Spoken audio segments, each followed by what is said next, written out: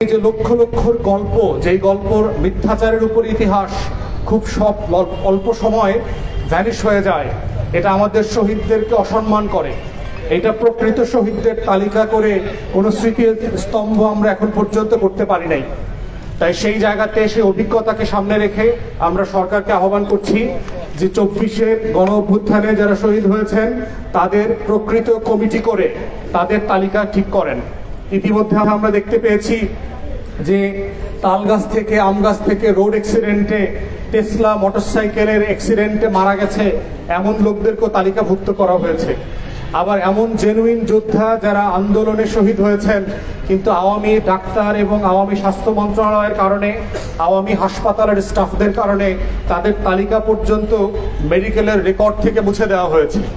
তাহলে এই যে দ্বিচারিতা তালিকা সংরক্ষণের ক্ষেত্রে আমরা দেখেছি যে এটা ইনএভিটেবলি আমাদেরকে সেই ভেগ এবং ফেক তালিকার দিকে নিয়ে যাবে। তো আমরা চাই অবিলম্বে সরকার একটা কমিটি করবে ক্রস পার্টি পার্লামেন্টে এবং সেখানে অন্যান্য গুরুত্বপূর্ণ ব্যক্তিদেরকে ইনক্লুড করে প্রশাসনের মাধ্যমে সকল শহীদদের তালিকা ঠিক করা, আহত যারা হয়েছেন, প্রতিবন্ধী যারা হয়েছেন তাদের তালিকা চূড়ান্ত করা এবং একই সাথে তাদের পুনর্বাসন পরিকল্পনা করা। বাংলাদেশে গত অন্তর্বর্তীকালীন সরকার যে জুলাই শহীদ স্মৃতি ফাউন্ডেশন করেছেন সেখানে 300 কোটি টাকা দেওয়ার কথা ছিল এই পরিবারগুলোকে পুনর্বাসন করবার জন্য। 100 কোটি টাকা দেওয়া হয়েছিল, কিন্তু বর্তমান সরকার এই ফাউন্ডেশনে কোনো টাকা বরাদ্দ দিচ্ছে না দেওয়ার কারণে হয়েছে যে জুলাই স্মৃতি ফাউন্ডেশনের স্টাফরা গত 4-5 মাস থেকে বেতন পর্যন্ত পাচ্ছেন না, যেটা খুবই অমানবিক এবং খুব অভদ্র কাজ হয়েছে। বাংলাদেশ ব্যাংকের এবং আদার যে অ্যাসোসিয়েশন অফ ব্যাংকার্সদের পক্ষ থেকে যেই সিএসআর ফান্ড দেওয়ার কথা ছিল, বাংলাদেশ ব্যাংকের গভর্নর এসে সেই ফান্ড বন্ধ করে দিয়েছেন।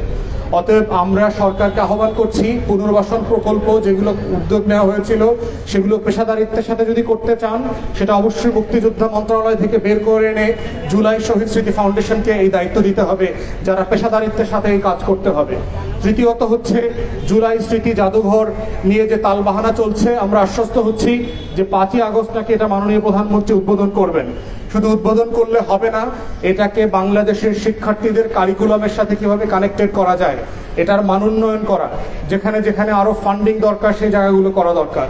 এবং সর্বশেষ কথা হচ্ছে এই গণ অভ্যুত্থান, তাদের শাহাদাত এবং তাদের লড়াইকে যদি কালচারালি বাঁচিয়ে রাখতে হয় তাহলে নাটক, সিনেমা, গান এবং কালচারাল বিভিন্ন ফেনোমেনার মধ্য দিয়ে সরকারকে বাজেট বরাদ্দ দিতে হবে, যেই বাজেট দিয়ে আমাদের শহীদদের ইতিহাস, তাদের রক্তাক্ত লড়াই, প্রত্যেকটা জিনিসকে নাটক, সিনেমা, টেলিফিল্ম, গান, অভিনয় থেকে থিয়েটার পর্যন্ত নিয়ে যাওয়া যায়। অতএব এই আহ্বান রেখে আমার সংক্ষিপ্ত বক্তব্য শেষ করছি এবং আজকে আমার দলের এবি পার্টির সম্মানিত